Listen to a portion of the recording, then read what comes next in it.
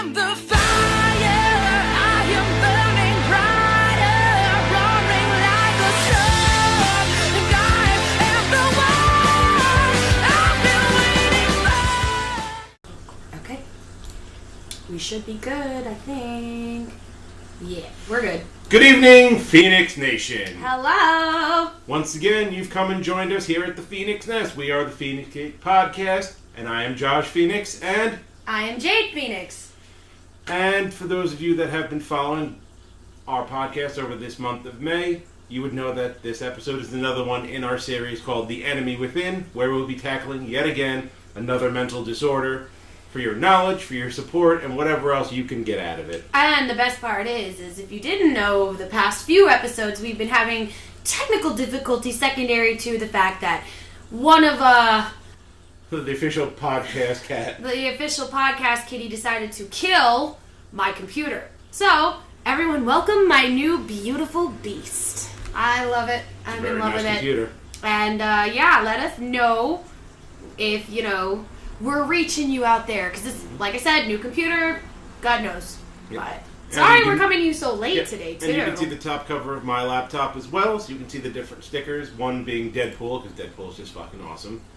And some of the products that I use being Badass Beard Care, which I don't really use much anymore. I had a little bit of a shaving accident, so I just hacked it all off. Also, there's Fug and Vapor Company, who give me great discounts, and we're working on maybe getting an affiliate ship with them. They haven't answered yet. We do actually have a new affiliate ship, but I'm not going to talk about it on this episode because we haven't gotten the swag and the samples that they promised me. When that comes in, we will definitely talk about it. And also, Little Machine Beer Company in Denver, Colorado. Great beer, but as I've said, in Colorado, you can fall out of one brewery and land in another. Yeah, that's true. Not that that's a problem by any stretch of the imagination. Not for us, anyway.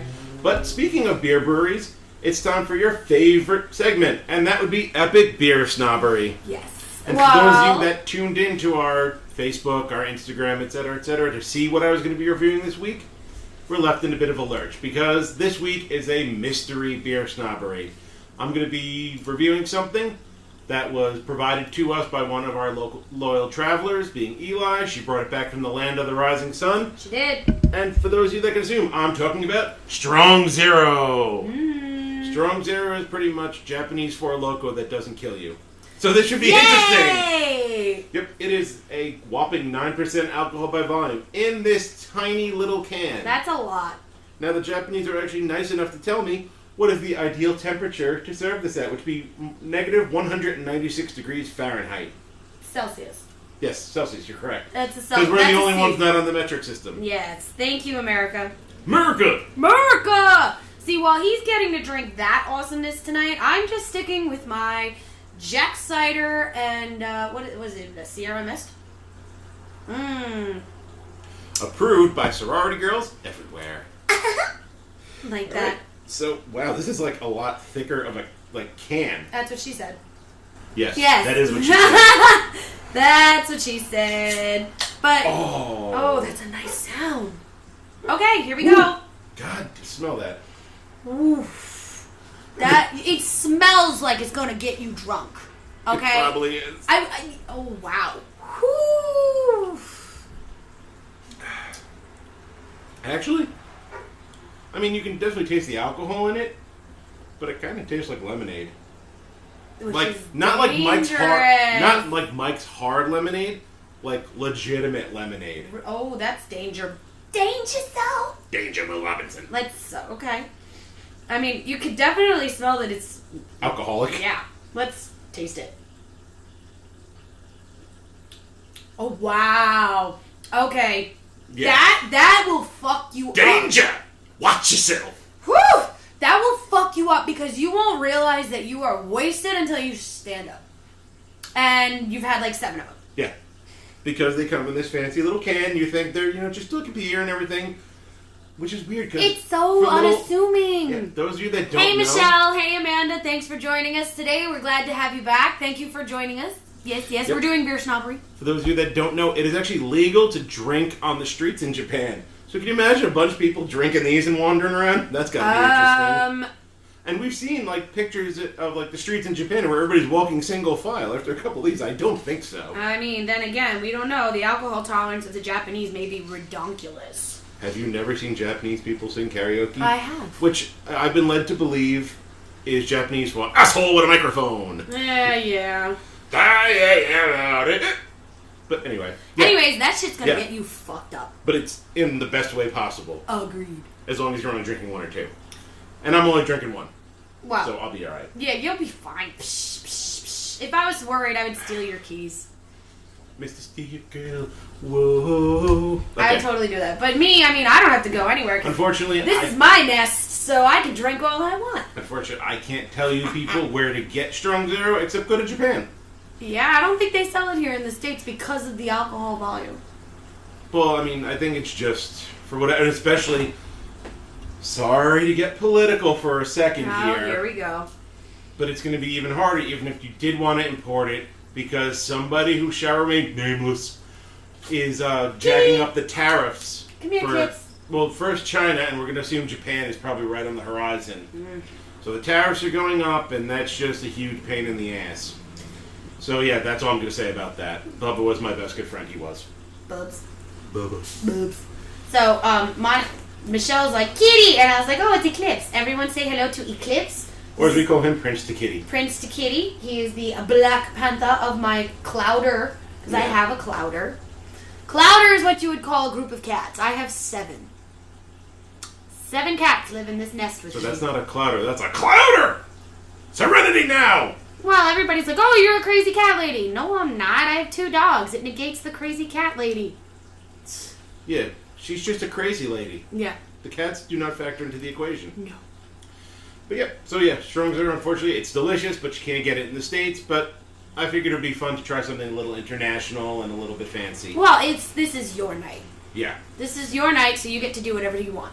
Facts. True. So, yeah, that being said, I'm just along for the ride and playing technical we are difficulty. going to be jumping into this week's subject, which is bipolar disorder. As Jade Feinics said, this is going to be, I'm heading up this episode because I am a diagnosed bipolar depressive.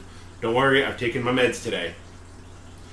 But yeah, bipolar, yeah, I did. Okay. Bipolar disorder was originally called manic depressive disorder for good reason, because people that are bipolar, like myself, do have Michelle says that she's eating her dinner while she's watching us. Cool! Cool. What you eating? Anything good? Why'd you bring us some? We actually just had, I made tricolor pasta with carrot and ginger soup as the sauce. It was interesting. It was good. It's different. Yeah. Because, I'm trying to be healthy and lose weight. Well, we're both trying to, because con season is upon us. Con season is. I'm going to be at a con this weekend. Where am I going to be, Josh, before we get into the full bipolar episode? Was it East Coast Comic Con? Yes, I am. She's going to be at East Coast Comic Con this weekend. I'm having a drink and listening. Okay, mans. Cool. But I'm yeah, having a drink too. I'll be at East Coast Comic Con this weekend, all 3 days. I'm going to be debuting 3 new cosplays. 3. So, I mean, then it may subject to change. I may decide to keep one for June. I don't know yet. We'll see. And speaking of June, that's a double con month for us. I'm doing triple. Remember, Triple I had con? Pokemon Go Fest. Oh, that's right. You have Pokemon Yeah. Go Fest, that's right. Cheeseburger, fries, cauliflower, and poppers. Ooh, sounds delicious. Sounds absolutely delicious. But, so I will be at East Coast Comic Con all weekend, guys. Come find me. Say hello, get some swag. I'll be having Phoenix Gate swag there for you guys. You'll be working the Tough Mudder in PA. Yes, I'll be working a Tough Mudder race in PA. So, unfortunately, I won't be able to join Jade Feinics at East Coast Comic Con, maybe next year. Yeah, and then the best part is our brothers from Another Mothers, the Second Rounds NYC edition, is going down south to MegaCon this weekend as well. I am super fucking jealous because we were supposed to go, but we're poor. Especially because I had to buy a new fucking computer. Yeah. Thanks, Tony. Fucking cat. New computer brought to you by Tony the Scutch. Right? And there's Prince to Kitty once again. Yes. Hey, So, thanks, Kitty. yeah. So, either way, cheers to the second rounds. Cheers to the second rounds, Florida. Cheers to you guys. And to our digital overlords, the All In Network. So, yeah, I'm sorry. let's get into the nitty-gritty. Yes. This is a bad... trigger warning, trigger warning, trigger warning. Josh Feinics is, as he said, a diagnosed bipolar disorder sufferer. Bipolar depressive, which I will get into the differences in them in a few minutes. Right. But there are different categories to every single disorder. Apparently, I was doing some research on mine, getting ready for my cast about borderline, and I found there's 4 different subsets. And now I'm like, oh shit, okay, time to do some more research.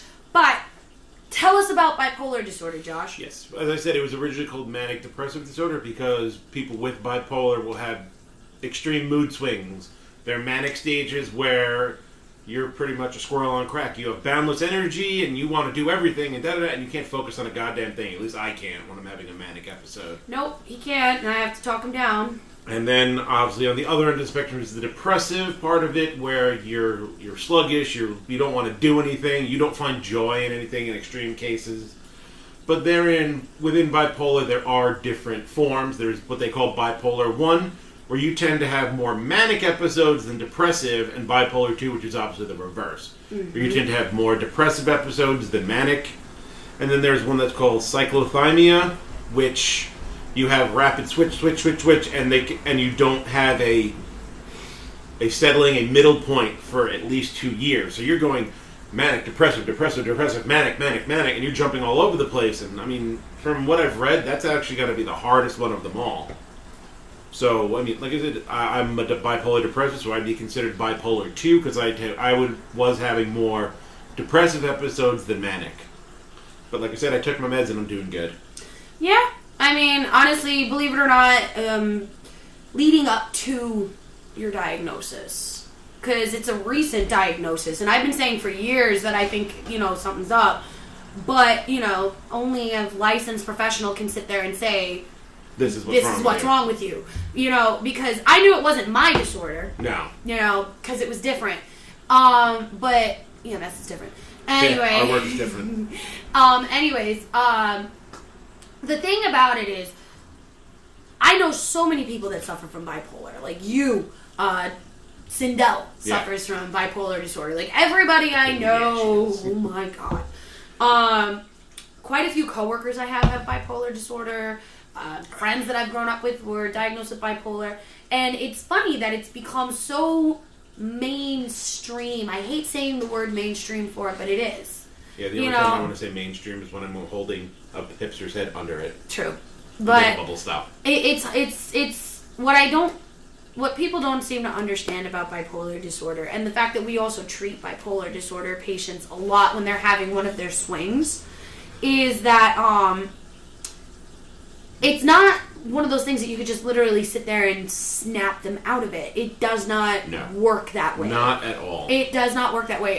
They're saying that didactic and dialogue, it helps, and it does. Let's not get this twisted. But there is no real way where people who are honestly having one of their manic episodes, you can't snap them out of it.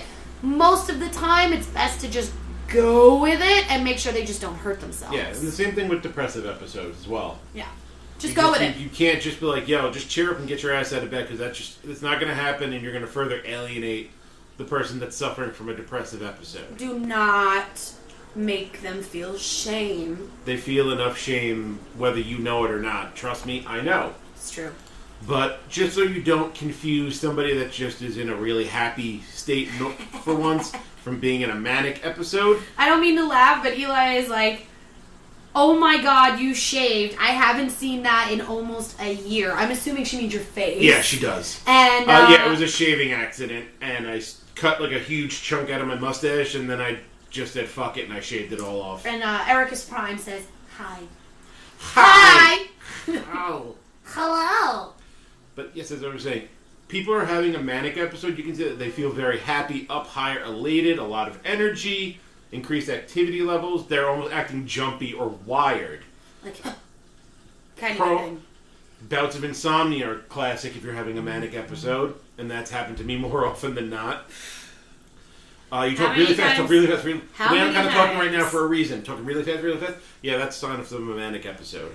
It's true. I'll get a phone call in the middle of the night sometimes, and I'm an insomniac, so it doesn't bother me. Yeah. But I'll get the phone call, and it'll be like, I'll be like, you good? And I'll just sit there and listen, and then they'll be like, are you sure? Okay. You know, and it's like you just gotta learn to roll with it. And as we said before, don't try to say, "Oh, just snap out of it," because when you do that, people in a manic episode are going to get agitated, irritable, or quote unquote touchy. But and they feel like as fast as they're talking, their mind is going just as fast or faster. Exactly. Which is crazy because you'd sit there and then they get, like, the other thing you got to understand is they're going to be very short. They're not going to understand. They're not going to realize that you are unable to keep up. So therefore, they're going to get a little bit like, why can't you understand what I'm going through? And that's where the manic episode can turn into a rage episode. Yeah. Or why people would have their freak out. Because they don't understand in their spiral that they're talking or thinking too fast for everybody else. Right, and that the rest of us can't keep up. Mm-hmm. And then you try to take on too many tasks at once. Me personally, I'm very guilty of this during a manic episode. I try to clean my house, clean my bathroom, clean my kitchen, wash all my dishes, and then plot the doom and despair of the lady that lives upstairs. Wait, I didn't say that. Say what? Exactly. Bingo. And then, most severely, people in a manic episode engage in very risky behavior. Spending too much money. Yeah. Drinking too much. Drugs yeah. and alcohol are a big problem with bipolars. My drinking is controlled. But even worse, they'll engage in reckless sexual activity, which can lead to STDs, AIDS, etc., and, an empty wallet, because sometimes you end up going to a hooker. Not me, but other people out there. And let's not forget, sometimes you get knocked up. Or you knock somebody up. Yeah, and therein lies... Then you have a 9-month problem, at least. Oh, 18 years. Got one of your kids, you got you for 18 years, and on the 18th birthday, you found out it wasn't his. There you go. See, and what sucks about bipolar disorder is it mimics borderline a lot. It mimics borderline. It mimics major depression disorder. It mimics being high on amphetamines. Yes, it does. So people think you're high on drugs when you're just having a bit episode. of a mental break. And the other part about it is that also you got to understand that the medication that is used to treat bipolar disorder will also give you a lot of these symptoms. Or some of them. But they'll also control them to a point where for you they may be under control, but for the rest of us, maybe not so much. No, maybe not so much. Like your exactly. ability. What Amanda just said. When you're dealing with somebody in either a manic or a depressive episode, you just need to give them a lot of patience and support. Don't turn around and be like, I can't fucking deal with this, and hang I up just the phone. can't. I just can't with you right now. Call me when you're normal. Never say call me when you're normal or act normal. Please don't. But as I was saying, that's all the symptoms of a manic episode. Right. People that are having a depressive episode, they're going to feel very sad, down, empty, hopeless. Hopeless is a big one with bipolars in a depressive episode. Huge. Little energy. I mean, it's literally almost the anathema. Ooh, big word. Ooh, SAT word on the Phoenix Gate. Yep. Manic. You have little energy. Your activities decreased. You are insomniac, but because you can't calm all these thoughts in your head in order that you can fall asleep. You can't enjoy things. I mean, I personally, when I've been in a depressive episode, I don't want to watch movies. I don't want to play video games. I don't want to do anything. I just want to lay in bed and be a slug. And I realize, even in the midst of the episode, that is not healthy, and I shouldn't be doing that, which just makes it all the worse. It's true. Because sometimes I'll text him and I'll know something's up, like, where I'll get one-word answers, or I'll, feel each other's energy, so I'll know something's up more so than maybe other people will. But I will know that he's in slug mode where I'm like, what are you doing? Nothing. You not playing video games? No. No. Are you out? No. So what are you doing? I'm in bed. Nothing. I'm in bed. Okay, I'm coming over. Or come over, we're doing stuff. Oh, I don't really feel like it. I don't give a shit. Get up. Yeah, like I said, it's you, and you can't enjoy the things you enjoy. Nope. You feel worried, empty. You can't concentrate because your mind is just consumed by all these thoughts of hopelessness and this empty feeling. You forget things. Yeah. You compulsively overeat, or you don't eat. Me personally, I'm the latter. When I'm in a depressive episode, I don't want to eat a goddamn thing. You don't eat. I have to force him to do it. I force myself to drink water so I stay hydrated. Yeah. And and then of course the most extreme, you have thoughts of death or suicide. Some people, just to end those feelings. Yeah.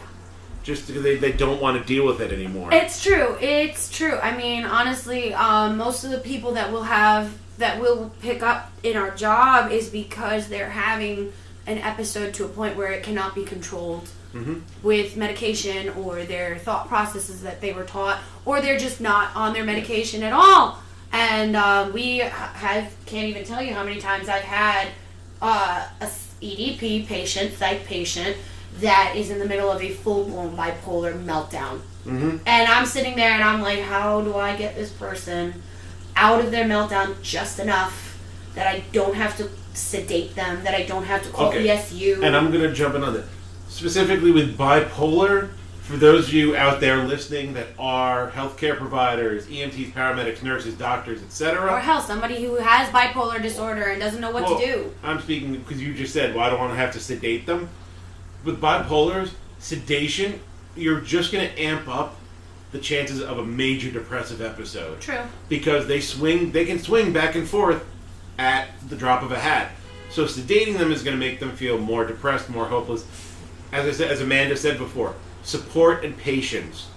You just got to talk them through it. It's true. And, help them at least feel in some small way that you understand what they're going through and you're there to help them.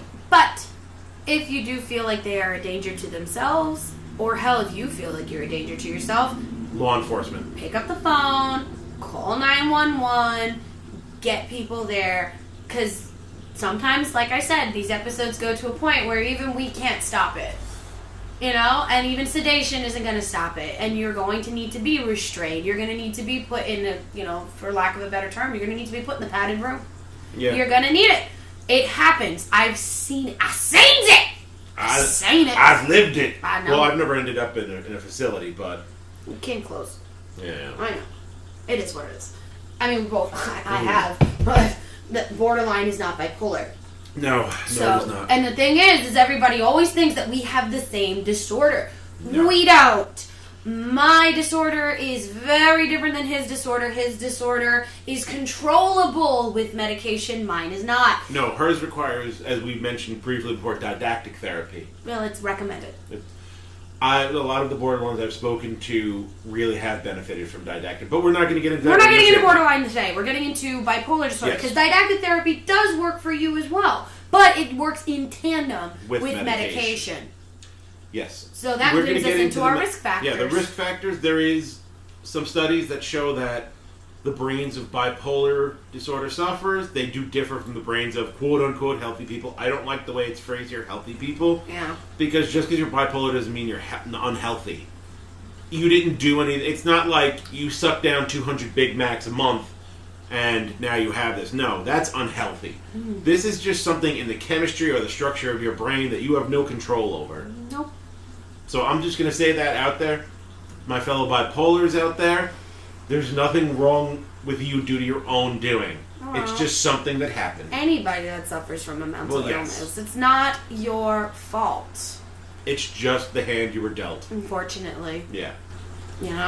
Shit happens. This is how humanity as it evolves is becoming. We are not evolving in the way that we're supposed to, therefore it translates into mental disorders. Mm-hmm. People that are highly evolved in some way, shape, or form, believe it or not, I have noticed, and I noticed this trend because I did a study on my own about it. The smarter you are, the more likely you are to have a mental disorder. So Amanda goes, I like your brain just the way it is. What? What? You did it to me before. Fair. Fair enough. They also believe that there is a genetic component. In my case, not so much. Mine, yes. Because I believe there's only one distant cousin that's a bipolar. With... I'm saying me, my family. Your family, personally, it may be undiagnosed. Like, there may be people in your family that have been undiagnosed but actually do suffer. Like you. It took you I out. was about to say, aside from me, nobody really jumps out to mind. There's other disorders, I think, that have gone undiagnosed in my family, but we're not going to get into that right now. Yeah, no, we're not going family history bashing. No. Though it's funny you mention it that way, because family history actually is another. Risk but like factor. I said, yeah, it's another risk factor. People who have immediate family or, the first ring of extended family that do suffer from bipolar will have a slightly higher incidence of having it themselves. Now, that doesn't mean that if your grandmother was bipolar, that you're definitely going to be bipolar. If your mother was bipolar, you're definitely going to be bipolar. Doesn't mean that. Excuse me, there's just a chance. Yeah, exactly. Example. I hate using myself again because we're not talking borderline, but genetic factors have been proven with borderlines now. Oh, yes. They proved it actually recently, where I have 4 siblings, 2 half siblings and 2 full siblings. I am the only one out of all 5 of us to have borderline personality disorder. But I am positive that the person who carries the genetic trait for it is my father.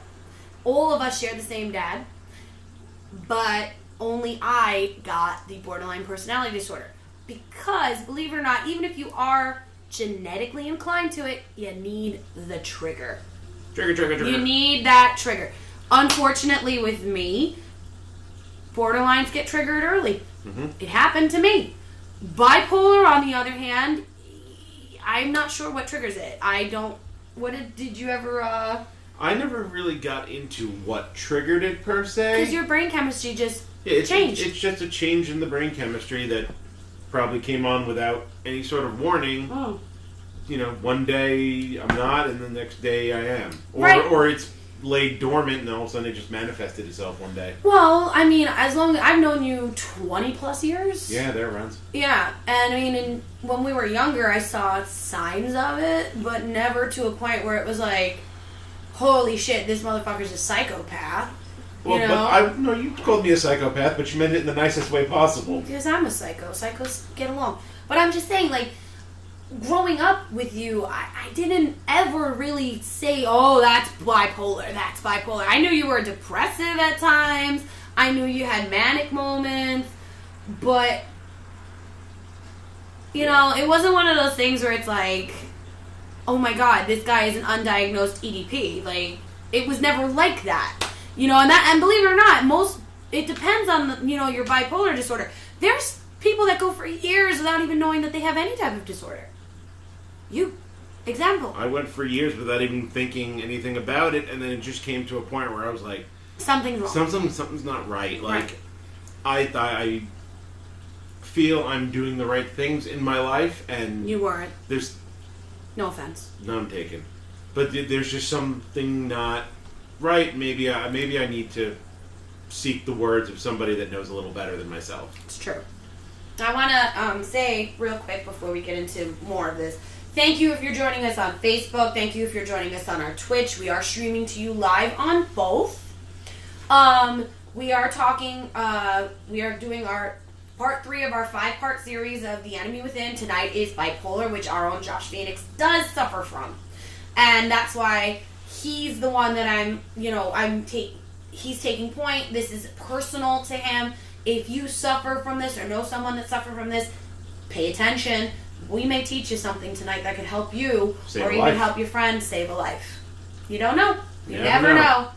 So, when it comes to bipolar disorder, one thing that you and I have been complaining about throughout the whole series is that the healthcare system of America just wants to shove pills down your throat. Pills, mental disabilities, mental disorders are to be swept under the rug. No, but don't ask, don't tell. Nobody wants to talk about it. Even the people that are suffering from it, because they fear judgment. Right. We live in a judgy world where if you fucking snowflakes. Yeah. You're not bipolar. You just have eaten too many GMOs or some fucking bullshit like that. Listen, I recently, thanks to, whatever, I'm not even going to say what, I started eating cleaner and, vegan-y. I am not a vegan, but I've been eating vegan food-ish. And it's different, you know, like, you could feel a difference. Let's not get it twisted. You feel a difference, but it's not the same. You can't contract bipolar disorder from eating food. You can't contract autism from a vaccine. Yeah, let's just put that retarded ass baby to bed. I'm sorry for being un-PC about it, but that is one of the dumbest things I've ever heard. No. That vaccines make you autistic. Yeah, because then in that case, I should be.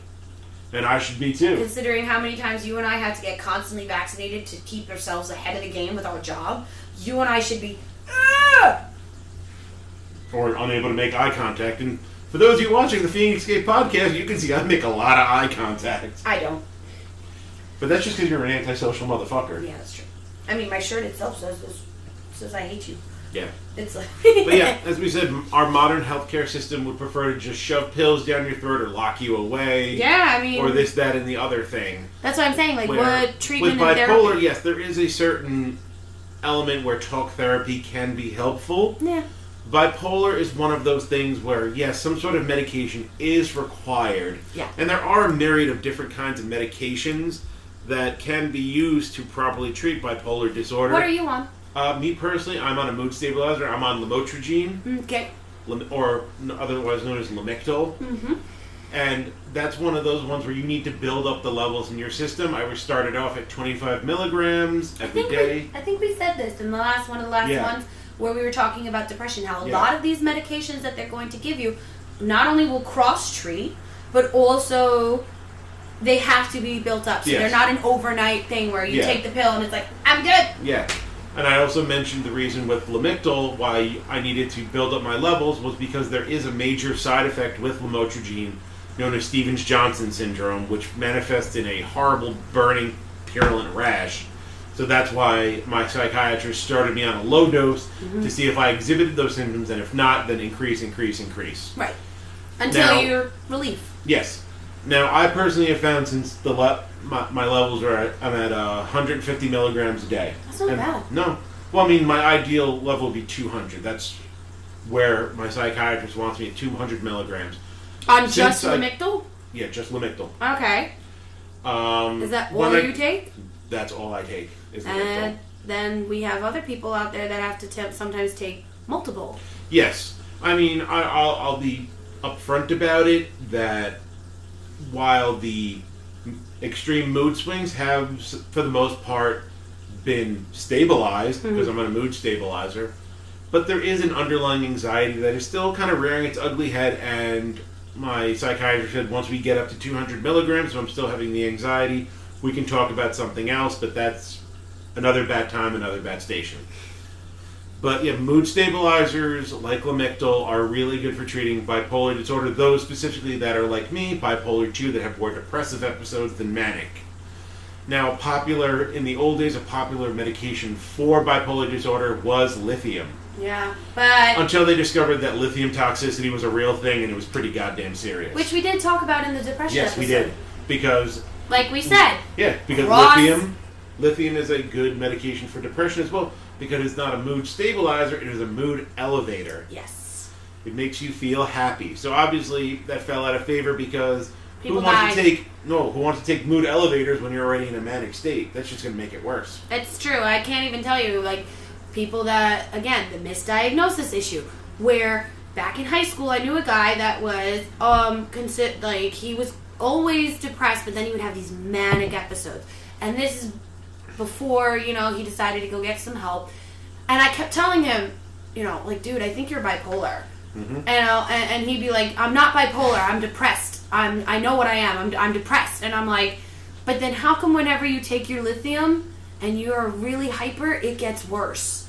And then he'd be like, no. Years later, after we graduated high school, I saw him at a high school reunion. I think it was like a 10-year reunion. Yeah, I'm old. Fuck off.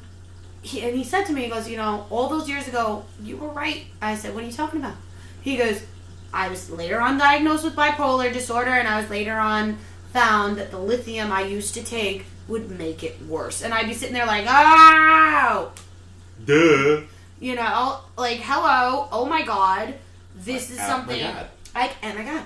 Like, this is something that could have saved my friend so much heartbreak, pain, anxiety, all sorts of fucking shit if they had just diagnosed him properly and given him the proper medication. And on that note, when somebody finally decides to get themselves some help, or they're teetering with the idea and they're unsure, again, like I said, things you don't want to say to bipolars. Oh, just get over yourself. It doesn't work that way. It doesn't work that though, because you don't understand deep down, like the shame, because we feel like there's something wrong with us. There's a stigma on all mental disorders, and especially bipolar, because bipolar is one of the big ones that everybody knows, or they think they do. Yeah, you think you know. But you don't. Unless you're a bipolar, you don't know. Like, how many times have people turn around and be like, oh, you're bipolar, because, 1 minute I'll be like, woo! And the next minute I'll be like, fuck you! That's just Jade Feinics. No, that's borderline. No, that's just Jade Feinics. Me too. That's just me too. Where, Yeah. where I'll be like, woo! Fuck you! And then, oh, no, really, fuck you. But again. Yeah, but when it gets to really, fuck you. Right, I mean, again. That's where, let's go, come on. I know.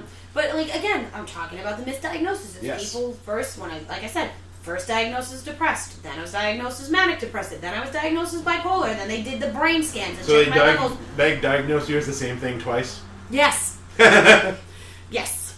And then it was PTSD, and then it was all sorts of other shit. And then it was like, then finally, one doctor sat down, really looked at everything, looked at all my blood work, looked at everything that they did, and said, no, this bitch is borderline. She ain't bipolar. It's the same thing they did with you.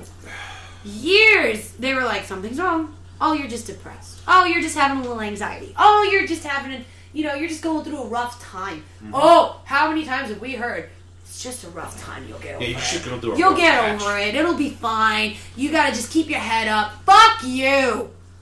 It don't work that way with bipolar. It does not. It doesn't work that way with a lot of mental disorders. Bipolar especially, yes.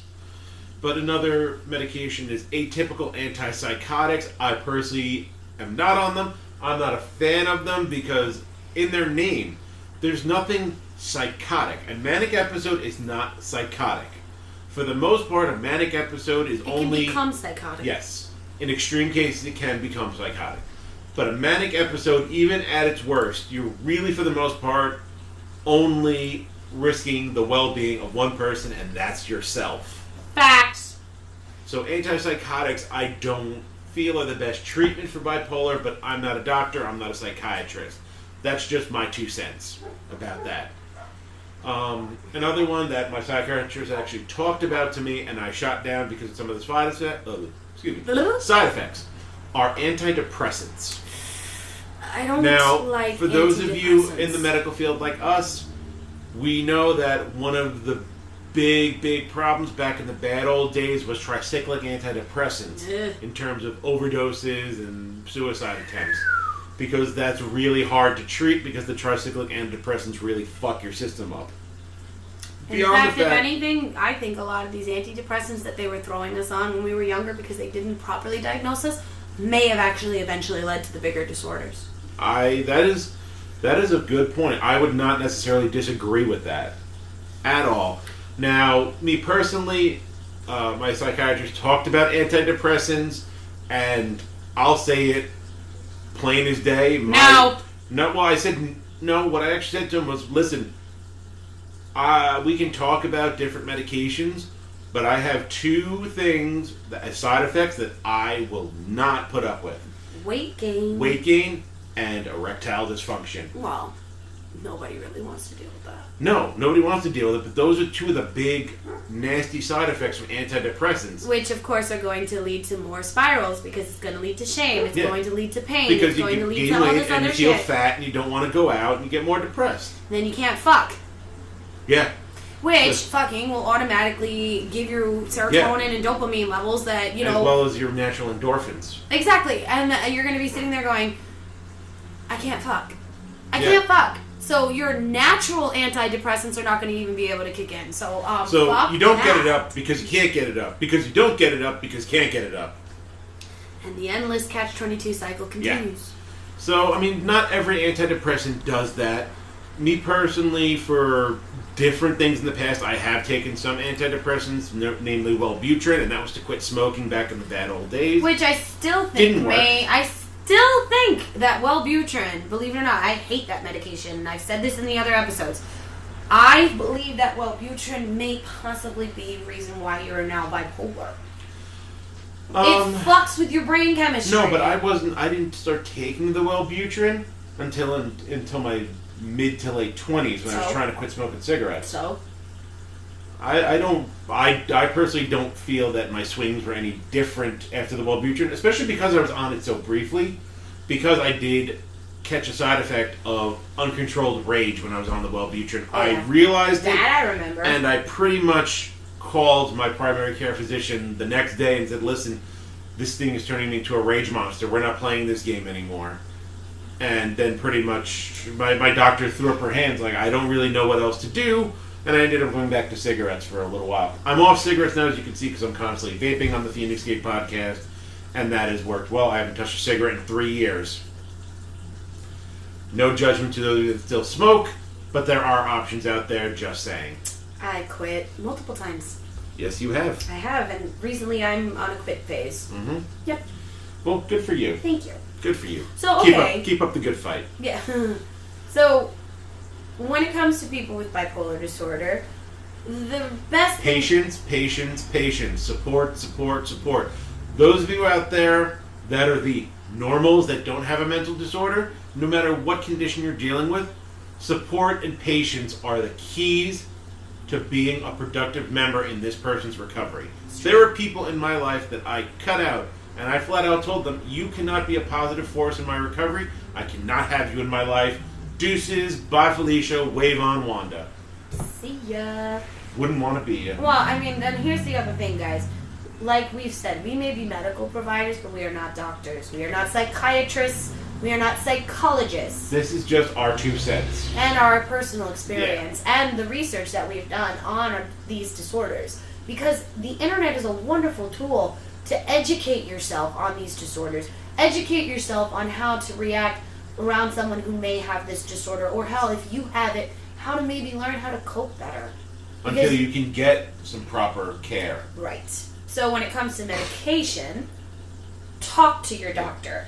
And if the medication's making you feel weird, or if you're starting to feel psychotic, or if you're starting to feel like it's making things worse, talk to your doctor. Because there is always a different option. But here's the thing, just because you may not like the way the medication makes you feel, because you're no longer woo, and you're kind of just woo, then it means it's working. Yeah, that just because you're not, the happiest motherfucker at the party anymore doesn't mean it's a bad thing. That means your mood is stabilizing. And that's kind of what you want. A little bit. I mean, me personally... How many times have we met our friends or had patients that, oh, I didn't like the way the medication made me feel. Okay, well, how did it make you feel? Meh. Okay, meh compared to how you are now, where you gotta talk to me and I'm in uniform about to drag your ass to the psych ER, or meh, I want to take a bullet and eat it. And if it's meh, like I don't feel like I'm as fun anymore. Well, then I'm not gonna say get over yourself, but you know what? You need to realize that's what the medication is supposed to do. And if you didn't know that, that means one of 2 things: 1, you weren't listening when your shrink was talking to you, or 2, your shrink's a fucking moron that didn't explain it to you. Most likely the former. That you just weren't paying attention. Yeah. I mean, there is a chance that, you have a crap shrink, and then you just need to find another one. It's not even that. We give shrinks such a hard time. But the thing is so many people have gone undiagnosed. So many people have got these issues. And the thing is that the American healthcare system does not cater to people that have our disorders. They do not pay these doctors what they deserve to be paid for having to deal with people like us. They do not pay for your medications. They don't cover the things that need to be covered. So therefore people are left with no options. And when you're left with no options, you become desperate. And then you have to pay out of pocket, and people are poor. How the hell are we going to pay out of pocket? But even beyond that, when you get desperate, then you self-medicate with drugs and alcohol, which I'm sorry, like you saw me, I just drank a strong 0. That's fine, but I'm drinking 1. Right. And that's it. Sorry. Jack. People Misfit. that are Come here, Misfit. self-medicating with drugs and alcohol for a variety of disorders, they really don't know when enough is enough for the most part, because they just want to feel good or want to feel better. And unfortunately, sometimes you build up a tolerance to some of these things. Like if you're all, running with, bottle rockets shoved up your ass and flying all over the place, you may want to use pills or, heaven forbid, heroin to bring yourself down a little bit. No, don't bring that up. But then, but I'm going Everyone, to bring it this up. is Misfit, by the way. Yes. He's one of the Clouder. He's one of Yes, the older he's boys. one of the oldest of the Clouder. Yes, he's 13. And the oldest of the Clouders is down over there. Yes, he is. But that's another thing, guys. There's a new self-medication with drugs therapy. and alcohol is not good. No, but there is also new therapies that are always popping up. CBD oil. CBD oil. I personally use CBD oil, and I'll tell you, it's not as effective as the mood stabilizers, but it's good at taking the edge off. It is. And then the other Later thing, in the day, because I take my meds first thing in the morning. And the CBD oil, maybe midday later in the day, is good to take the edge off. right, and then And help you cope a little also better. a lot of things that you guys got to realize is there's many things out there that you could do to take the edge off. If you feel an episode coming on and it's a manic one, Run it off. run. Go to the gym. Go hang out with a friend. It's getting nice out, guys. It's getting nice. Go play Go video to the games, park. even if you don't want to go outside. But yes, get outside. Go outside. Because that's also getting you your daily vitamin D, which is good for your overall health. And then once you're behind closed doors, you can get the other vitamin D. There, I said it. Anyways, Pets are also a Yes. great therapy. I mean, my emotional support animals are great for bipolar, for depression, PTSD, borderline, a lot of different disorders. both my dogs are certified emotional service animals. I could certify all of my cats if I needed to, because I mean, if you can't tell, Misfit is very attentive to my needs. He knows when things are wrong. Animals are they know. Yes. They'll know. I mean, honestly, guys, they have different yogas now that you could do, like goat yoga and cat yoga and puppy yoga. Go take a fucking class. Yeah, use that if you find yourself in a lot of manic states. Yeah. Excuse me. Use that manic state to do something. Go to a paint night. Go to a ceramic studio. Do something different. Go to an escape room. Right, and then if you guys are like sitting here and you're gonna say, I don't got money for that shit, there's always, always, always free programs. There's always free programs, and you know what? Honestly, if you want to use art therapy, that's going to run you, I don't know, maybe $20 to go to Barnes & Noble and buy an adult coloring book and some colored pencils and go to town. Or even- Trust me, I know. I do it. I fully support art therapy with adult coloring books. Guys, There is they something- even have an app for it Yes. on the phone. But And there's it's just free. something- Personally, there's something just very therapeutic. It's sitting there, you put on some nice music, maybe some sort of scented, like use a wax burner or a scented candle or something, set the mood for yourself, and just sit down and, feel that sort of meditative effect from just choosing colors, and it's a self-expression. Yeah. I mean, I really wish I had my adult coloring book with me so you could see what I'm talking about, because I personally will branch out with colors. I like it to be bright and colorful because I find that has the most therapeutic effect on me personally. Maybe you want to use darker colors if you choose to do this therapy. That's fine. As long as it's not, black on black on black with a little gray thrown in for good measure. Because that's, signs of other things. Oh, yeah. True. But, like I said, if you feel some weird side effects, make sure you talk to your doctor about side effects. I talked to my psychiatrist about the side effects of lamotrigine, and they were minor at best, so I was on board for giving this a shot, and I'm personally glad I did, because it's really helped. It's helped stabilize my moods. People on the outside... I don't want to kill him anymore, most of the time.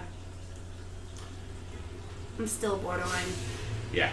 I'm still borderline, But so I'm still always going to want to kill you. People outside of my inner circle have noticed. I mean, coworkers know, like, you seem a lot more chill and a lot less grouchy than you used to be.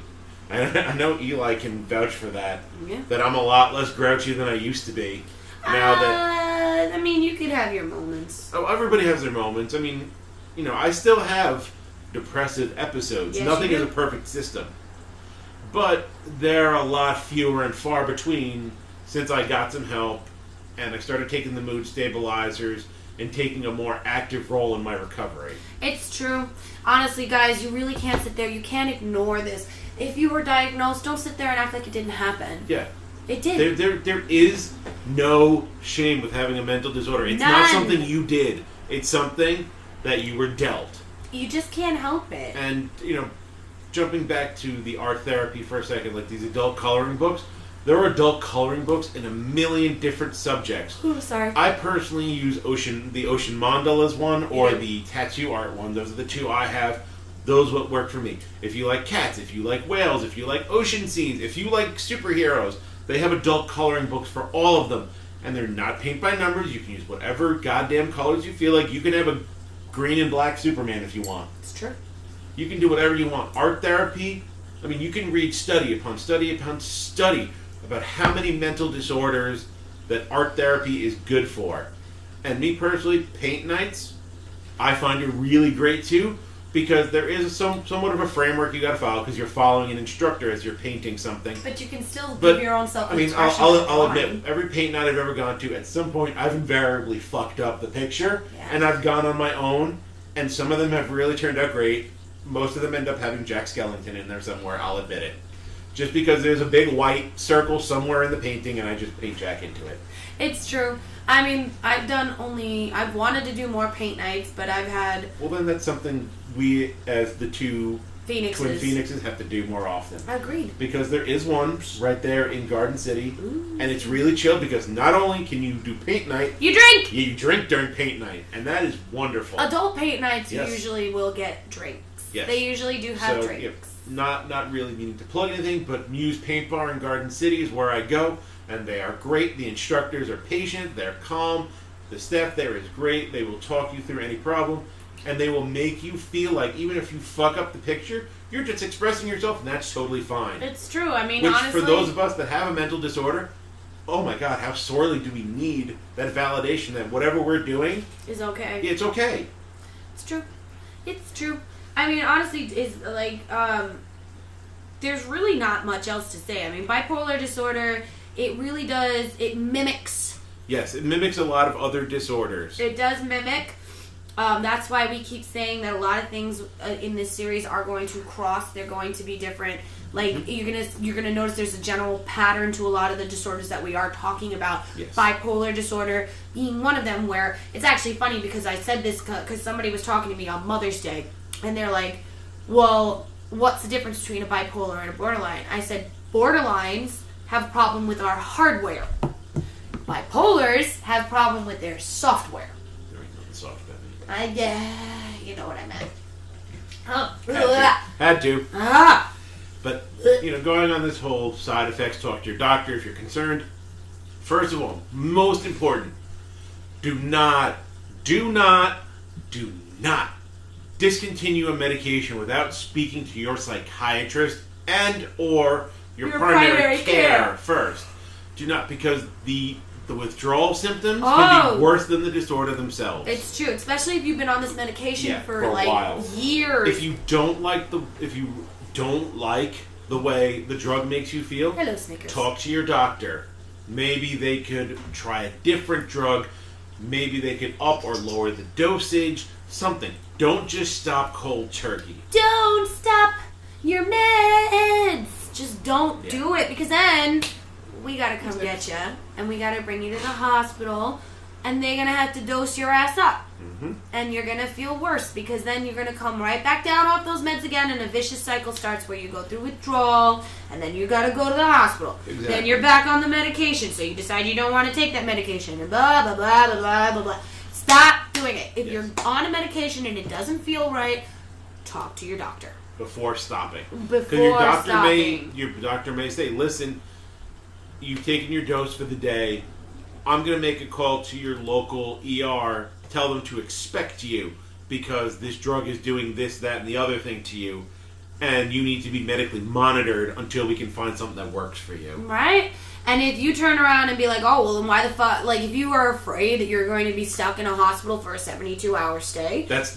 Just because you're going for a psychiatric reason does not mean you're getting locked up for 72 hours. It's not. If you stop those meds cold turkey, Yeah. and you go whole hog off the deep end, you better believe you're going to get at least 72 hours. At least. At least. Let's not count the fact that I'm going to have to be there. I'm going to have to wrestle you. Then law enforcement's going to have to come. Then you're going to have to come. Don't tase me, bro. People are going to be sedated. You're going to be burritoed. And then you're going to be dragged to the hospital. And you're going to be even angrier. And it's just you're just going to make it worse for yourself. Because you're going to be obstinate. You're going to be stubborn. And you're not going to want to do shit. Exactly. Like, cooperate. If you cooperate, then shit goes the way it's supposed to. Exactly. Now, Is there anything else that we want to... we gave you some numbers early on in the series, the suicide hotline, etc., etc. Bipolar, depression, PTSD, borderline, OCD, anxiety, whatever mental disorder you may be suffering from, if you're on medications and you have done your research, which I recommend everybody does, The internet is a wonderful while thing. your psychiatrists and your psychotherapists are knowledgeable about these things, as we said, nothing is a perfect system. Some people get serious side effects.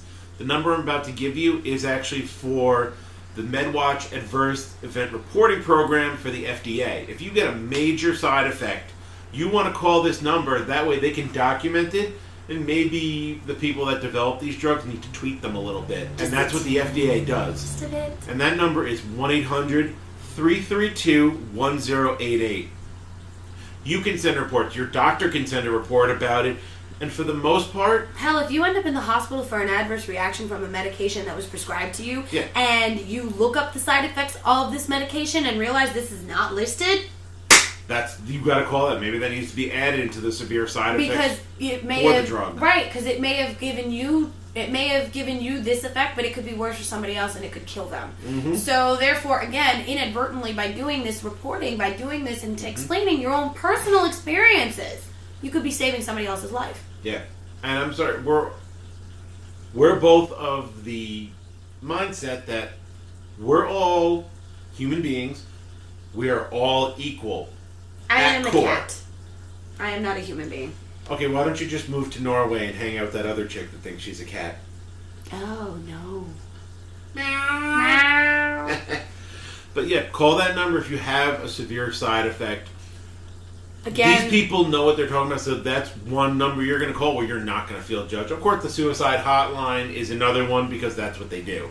yeah. And again, no judging. No judging. If you guys need to call an ambulance, call a fucking ambulance. If you got to call an ambulance for a loved one, you know what? They may be pissed at you for a week or two, but eventually they'll realize that you did something right for them.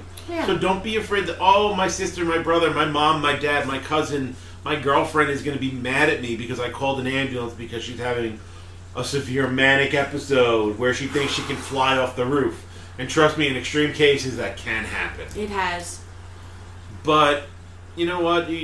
Some of you out there listening or watching may think, oh, well, this is just, a small handful of people that I may never meet in my lifetime. But you know what? I'm going to throw out a couple people that have suffered from mental disorders, and it's led to their deaths permanent. And they're people that you know. Heath Ledger being the first one. Yeah. Philip Seymour Hoffman. And it's always been my belief that River Phoenix was suffering from mental disorders when he OD'd and died. I believe that most of the people that OD in some way actually do suffer or are suffering, And which know is what? why I'm gonna they throw do the out drugs that they do. I'm going to throw out one more name. Michael That was Jackson. Michael Jackson. Or even more that Prince. gets down to the heart. Robin Williams. Prince. Robin Williams.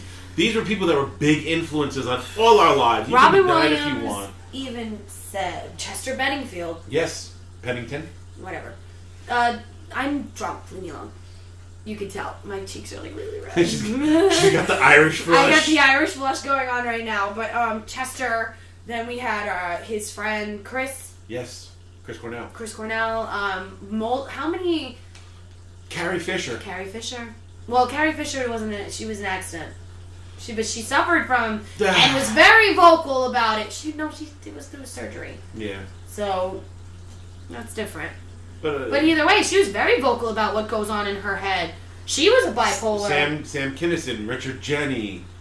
I mean, so many celebrities out there that were in the struggle with us. Yeah. But you know their names because they're famous. You may not know the names. Those of us that are just regular, or ordinary, everyday people, we're in the shadows. Nobody knows our name for the most part. And Lady Gaga herself has said how many times, I suffer from depression. I suffer from this. I suffer from that. And actually, thank you for mentioning her, because she is one of those celebrities that is a huge proponent of getting the help you need.